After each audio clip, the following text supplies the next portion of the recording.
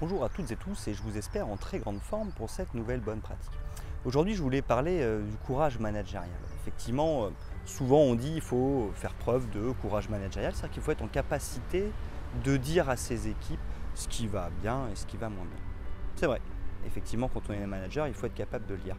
Moi, j'insisterai sur la manière de le dire et toujours bien faire attention. Le courage managérial, je ne pense pas que ce soit critiquer au quotidien, soulever chaque problématique et chaque chose que l'employé n'a pas bien fait. Je pense que le courage managérial, c'est aussi être capable de le dire réellement, sincèrement, profondément, j'ai envie de dire, dans un bureau par exemple, être capable de dire dans un bureau un petit peu plus, les yeux dans les yeux, plutôt que de manière indirecte à travers des critiques, des remarques qui finalement vont plus démotiver l'employé et qui n'auront pas le même impact. Je pense que le courage managérial, il y a effectivement dans le fond être capable de dire les choses, mais il y a aussi dans la forme.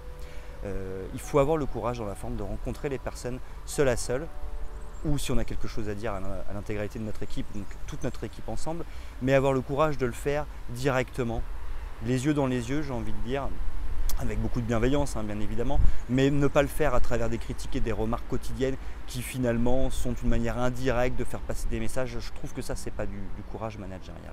Voilà, donc soyons bienveillants, prenons le temps de dire effectivement les choses aux gens, mais prenons le temps de le dire, de le préparer et de le faire bien. Voilà, j'espère que cette bonne astuce du jour vous aura été utile et je vous donne rendez-vous dès demain pour une nouvelle bonne pratique.